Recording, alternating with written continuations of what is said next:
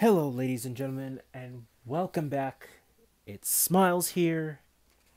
Oh, we are back with another chapter for Midnight for Charlie Bone by Jenny Nimmo. As always, I hope you guys have been enjoying these chapters, and I hope you can't wait to hear more, and the next book, and the next book, and the next book, and the next book. So, here we are with chapter 13, The Inventor's Tale. Mrs. Bone was sitting in one of the large carved chairs near the main doors. Charlie didn't see her at first because she was hidden behind Dr. Blor's burly frame. He was talking to her very earnestly, and Amy Bone looked as anxious as a schoolgirl who had just done something wrong. When she saw Charlie, she gave him a tiny wave and smiled nervously. Dr. Blor swung round. "Ah, there we are, then," he said, trying to sound jolly. "I've just been telling your mother how well you've done in your first week, apart from the little, misdemeanor with the cape." "Yes, sir." Charlie wondered how he was going to explain the torn cape to his mother. He would just have to hide it, he decided. Mrs. Bone stood up and gave Charlie a quick peck on the cheek and whisked him through the doors before any more could be said. "Have a good weekend," called Dr. Blor, ignoring the fact that the weekend was half over. "Yes, sir," said Charlie, neglecting to add thank you. His mother didn't mention the misdemeanor. "I hope you don't mind walking, Charlie. It's not quite dark enough for Peyton to come out, and I couldn't manage to rustle up the taxi fare. And as you missed the school bus..." "Sorry, Mom. It wasn't fair to give you detention on your first week," she said hotly. "But we'll forget it, shall we? Macy's got in all your favorite food." Charlie already felt hungry. They crossed the square with the fountain and walked down the alley that led to the high street. It was only when they were halfway down the high street that Charlie became aware of an old man keeping pace with them on the other side of the road. Charlie knew who it was immediately. The disguise was hopeless. None of the old man's clothes fit properly, and his white beard was obviously false. It just didn't match the bright red hair that stuck out of the back of the tatty old cap. "Can you walk a bit faster, Mum?" said Charlie. "We're being followed." "Followed?" Mrs. Bone stopped and looked back. "Who's following us?" "Just a boy," Charlie told her. "He's on the other side of the road. It's just silly because he knows where I live. He just seems like stalking people. He seems to like stalking people. Sorry." "Come on, Charlie." Mrs. Bone grabbed Charlie's arm and pulled him down another narrow alley. "It'll take us longer this way, but I can't stand being followed." This had happened to his mother before, Charlie realized. It was soon after their wedding that his father had begun to look over his shoulder, Charlie's mother had told him. But who had been following them then? Mrs. Bone now took a route through the narrow alleys that was completely new to Charlie. "I haven't been this way for a very long time, but it hasn't changed much. Ah, here we are." As she said this, they emerged into the small square in front of the cathedral. "Oh!" she exclaimed, and she put her hand to her heart, as if the sight of the huge building had taken her breath away. "Your father used to play the organ here," she murmured, "but I haven't been back since he stopped." She increased her pace as if she could hardly wait to get away from the place, and of course they found themselves passing Ingledew's bookshop. "I know the lady who lives here," Charlie said, stopping to peer into the window. "Can we go in?" "It's closed," his mother said quickly. "Look at the sign." And then, as they hurried on, she added, "Peyton was here last night. He came home with a bag full of books. Something has got into your uncle just lately. He's not himself at all." Was Uncle Peyton raising his head at last? Macy had seen them coming long before they climbed the steps to number 9. When Charlie stepped through the kitchen door, the kettle was on, and a feast was laid out on the table. "They'd no right to keep you from us for a whole nother day," cried Macy, giving Charlie a suffocating hug. "He broke the rules," said a voice from the rocker by the stove. "He's got to learn." Grandma Bone frowned up at Charlie. "Look at your hair, boy. Didn't you take a comb to school?" "Yes," said Charlie. "But the matron's not too fussy about her hair, and you know who I mean by the matron." "And Lucretia, of course," snapped Grandma Bone. This was a great surprise to Macy and Amy, who gaped at Grandma Bone in amazement. "Why didn't you tell us?" exclaimed Charlie's mother.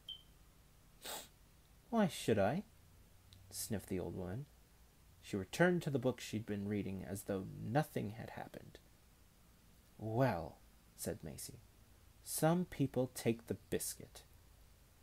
Grandma Bone ignored this remark, just as she ignored the hearty tea that the other members of the house were tucking into, excluding Peyton, of course. Charlie thought to ask after his uncle, but Grandma Bone looked so frosty, he decided not to. He didn't want any more arguments. He just wanted to fill himself with good food and then go and see Benjamin. "And where are you off to?" Grandma Bone demanded after tea when Charlie made for the front door. "He's going to see his friend, of course," said Macy. "And why is that?" asked Grandma Bone. "It's his duty to stay with his family on his weekend at home." "Don't be silly, Griselda," said Macy. "Off you go, Charlie." Charlie shot out the door before Grandma Bone could open her mouth again. He ran across to number 12, where he found not only Benjamin, but Fidelio as well. They seemed very excited and immediately dragged Charlie into the kitchen, where the remains of pizza, chips, bananas, and biscuits littered the kitchen table. Runner Bean was enjoying the bits that had fallen to the floor, but he made a great fuss of Charlie when he came in, jumping up and licking his face with a very sticky tongue. Charlie managed to break away from Runner Bean while Benjamin began to explain what had happened. It seemed that an important discovery had been made. "It was Fidelio," said Benjamin. "You know the voice in the dog you gave me? Well, Fidelio said perhaps if we ran the tape forward, there might be more. And there was. A lot more." "So that's what you were trying to tell me this morning," said Charlie. His friend's strange antics suddenly made sense. "You were pretending to pull a dog's tail." "Didn't you realize?" Fidelio grinned. "Sit down, Charlie, and listen to an amazing story." Charlie noticed that his friends had already managed to haul Dr. Tully's case out of the cellar. He pulled up a chair and sat at the table. The metal dog stood in the center, surrounded by cardboard and crumbs. "Listen," said Fidelio. He pulled the dog's tail, and as soon as Dr. Tully's familiar voice began to give instructions, Fidelio pressed the dog's left ear and forwarded the tape. "Now," he said, "here it comes." When Dr. Tully spoke again, his voice sounded different, more urgent and sorrowful. Charlie pulled his chair closer. "My dear Julia," the voice began, "if you are listening to this, you have discovered the secret of my beloved child.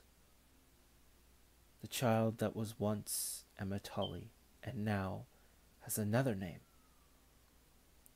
I hope you have found a safe place for the box marked Tully 12 Bells. I cannot send the key or instruct you how to open it because I can trust no one, Julia. They listen at my door, they steal my letters, and by the time you hear this message, they will have stolen my life. I know it. I am already weak. I cannot leave my bed. My enemies have poisoned me, Julia, and it is just punishment for what I did to my child. And so now I shall tell you how it came about, how I found myself in this sorry predicament. As you know, I decided to hand over our little Emma. It was greed that drove me. What they offered in return for my daughter was the most exciting challenge of my life. They gave me a replica of my ancestor, the knight from Toledo, with the sharpest sword in the world.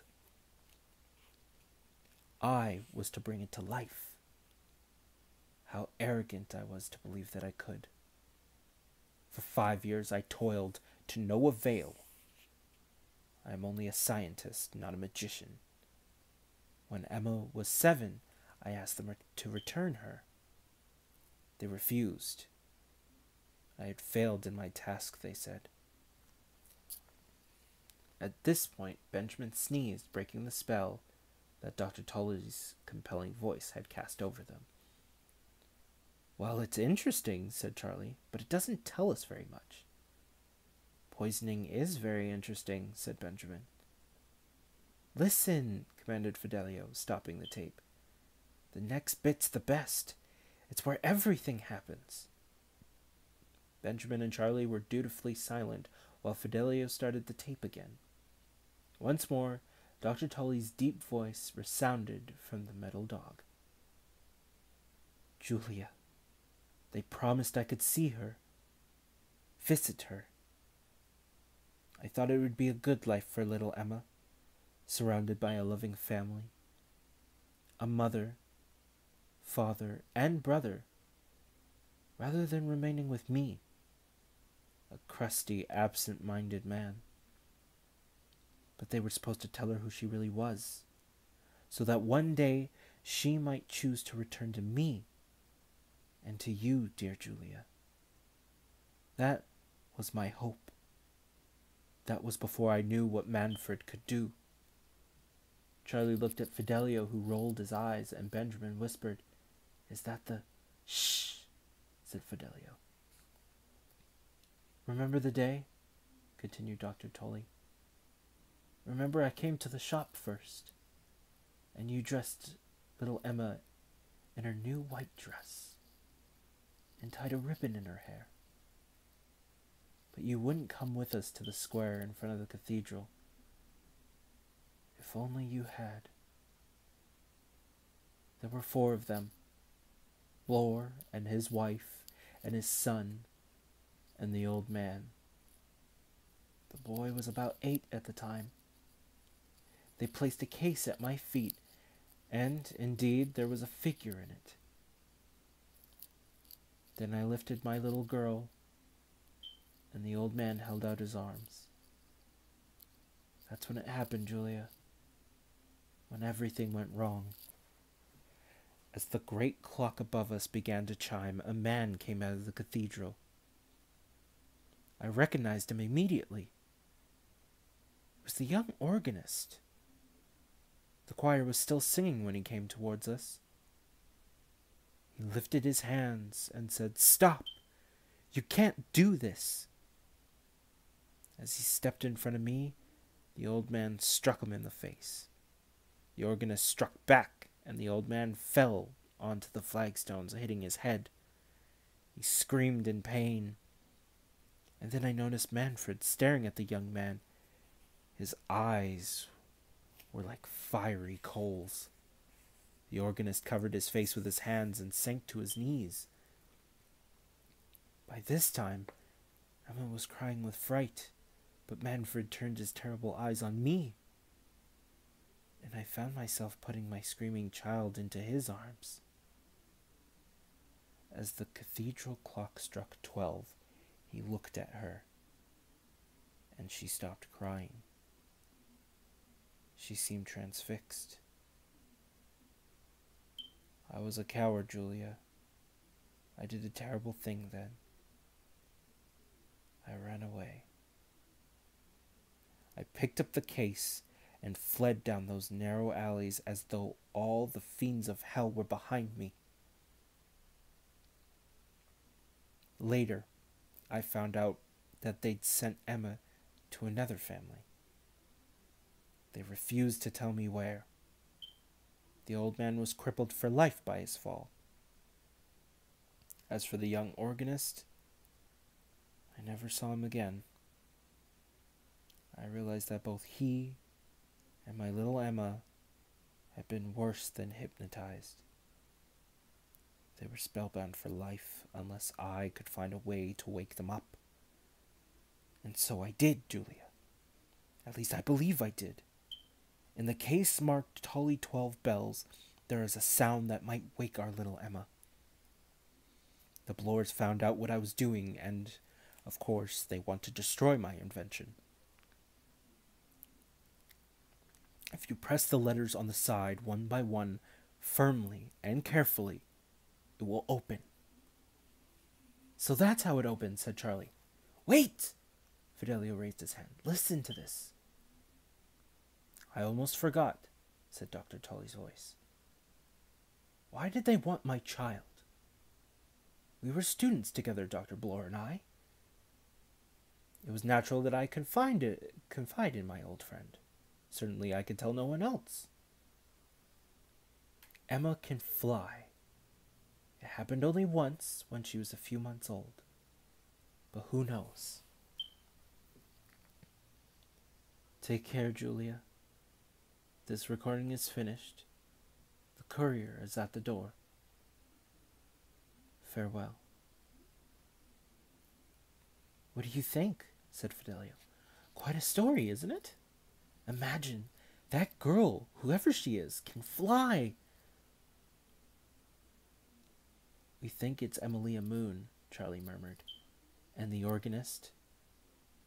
What about the organist? Said Fidelio.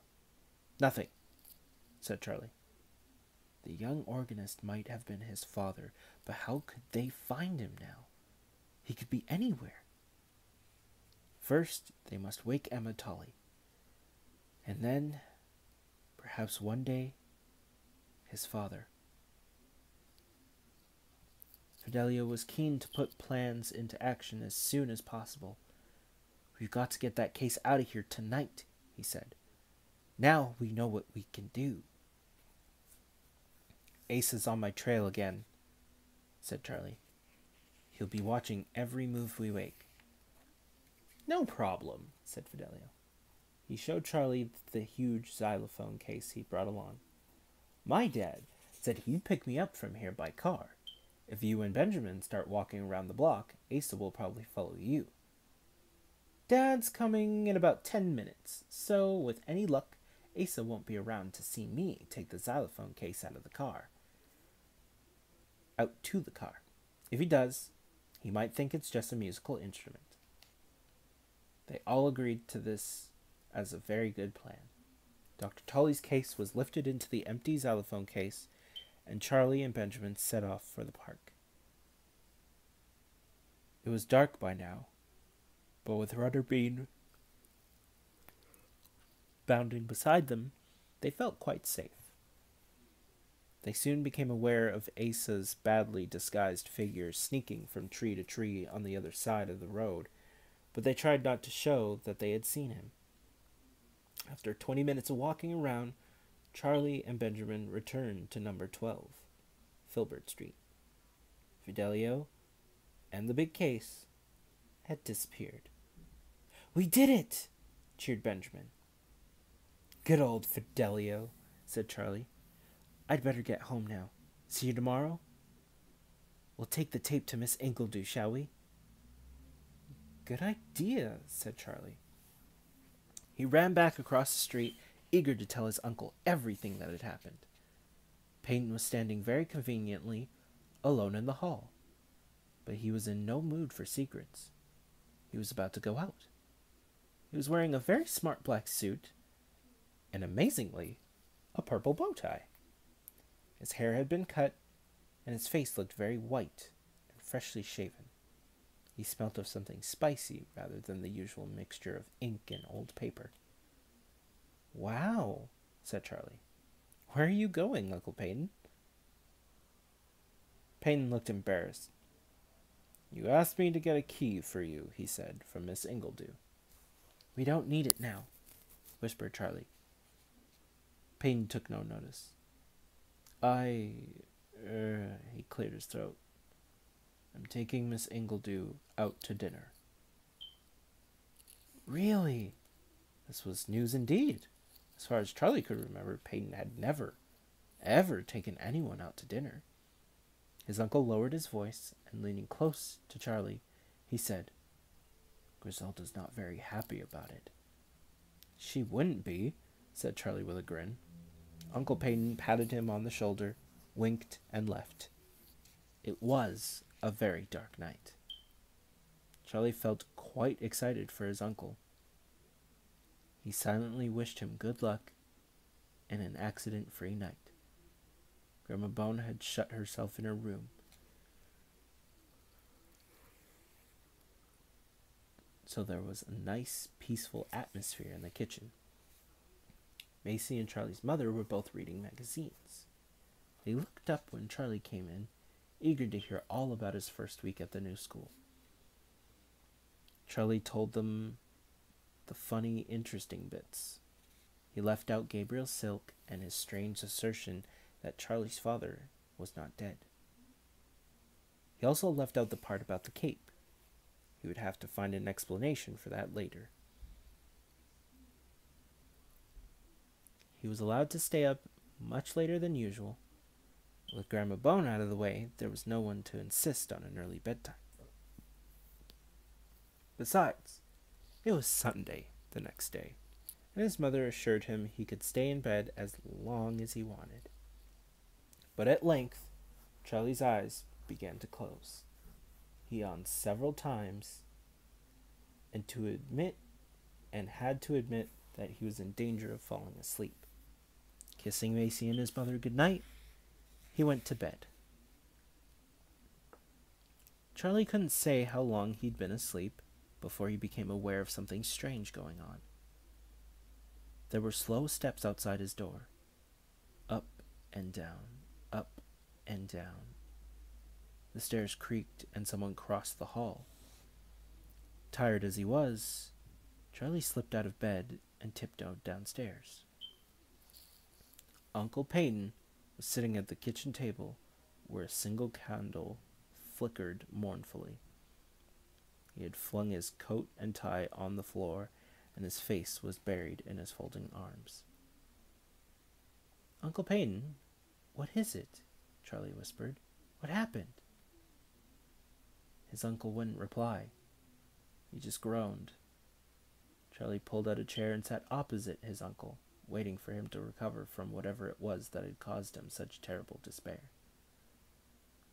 At last, Peyton lifted his head and said, "Charlie, it's all over." "What is?" said Charlie. "I couldn't help myself," Peyton said pensively. "It was bound to happen. Our friend, Miss Ingledew, looked so stunning. She wore a black dress, and with her hair piled on her head, and her neck as white as a swan's. Well, I was bowled over." "Of course," said Charlie. "I restrained myself until the pudding." "Oh, that was good." "No, it wasn't," moaned Peyton, "although I suppose she did enjoy most of the meal." "What did you have?" "Oysters, a Caesar salad, roast duck, and a pavlova pudding." "Yum," said Charlie, who didn't know what any of it was except the duck. "But the wine went to my head, and I was so intoxicated, so happy," Payne sighed hugely. "There was a candle on our table, so that was all right, but behind Julia, on the wall, there was a light, in a red shade, and poof! Off it went, glass everywhere, all over her hair and her lovely black dress. I jumped up, and another one went off at the next table. Imagine my distress." "But they didn't know it was you," said Charlie. "Ah, that's when I made a fool of myself. 'Sorry, sorry,' I cried, and another lamp shattered, then another. I rushed out, still apologizing. I was so embarrassed. I couldn't stay in there. Every light in the restaurant would have exploded. Never mind, said Charlie soothingly. I'm sure you'll think of an explanation for Miss Ingledew. But Charlie, I didn't pay the bill, cried Peyton. Imagine her disgust. She thinks I'm a coward, frightened of a few popping light bulbs, and I left her to pay the bill. You'll just have to tell her the truth, said Charlie. No! Uncle gave a thundering moan of despair. We're doomed, Charlie, you and I, doomed in our difference, in our horrible family afflictions. We're not, said Charlie fiercely. Pull yourself together, Uncle Peyton. I've got something very important to tell you, and I really need you to concentrate. Uncle Peyton laid his head on his folded arms again, and this time he didn't seem inclined to move. So Charlie began to recount everything Dr. Tully had said on the tape. At last Peyton lifted his head, and Charlie had his full attention. Good Lord, said Peyton, as Charlie came to the part about the concerned organist. Lyle! It was my father, wasn't it?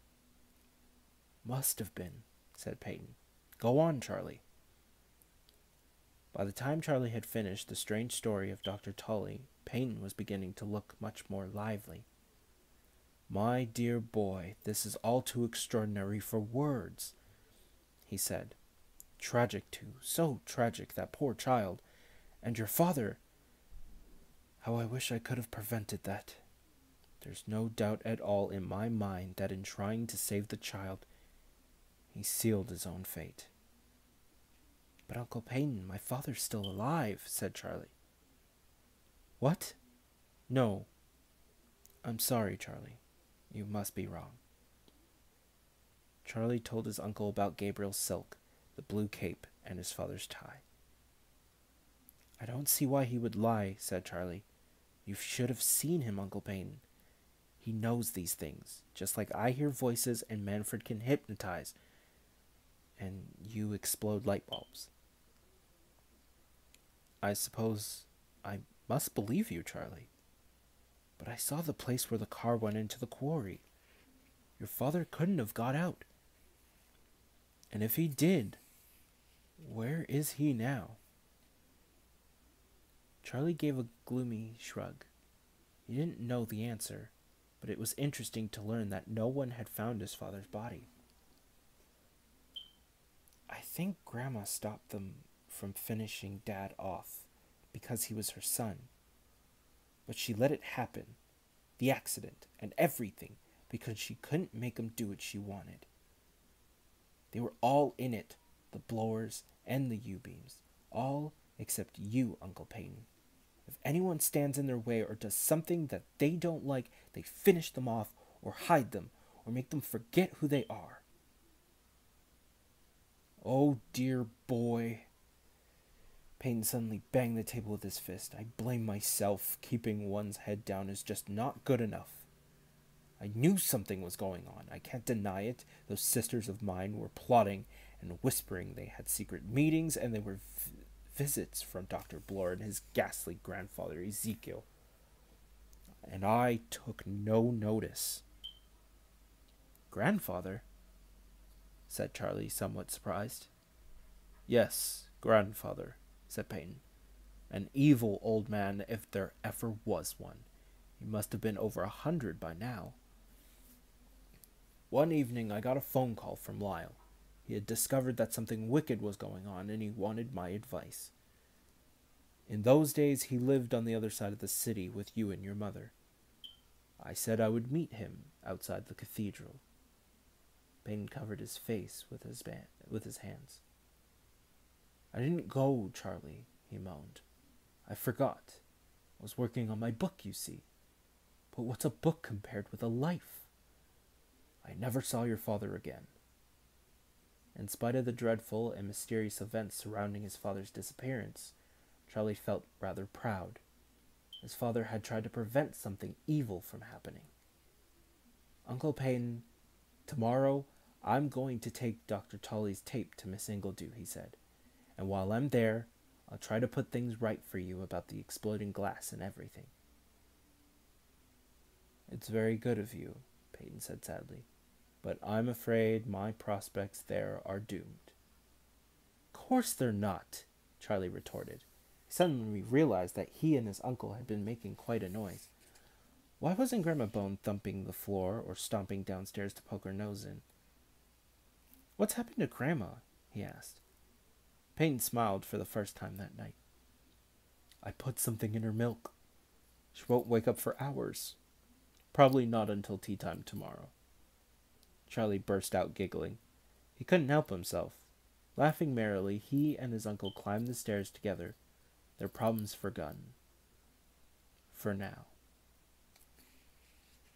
And that is the end of chapter 13. This one was kind of a lengthy one. Wow. But yes, as always, I hope you guys enjoyed the chapter. Like, comment, subscribe. Let me know what you thought. Let me know if you guys have any suggestions of books you want me to read, or maybe you have an idea of what might come next. Or hey, hell, tell me what you think of the chapter or what's going on in the chapter. But again, as always, thank you for listening, and I will catch you later.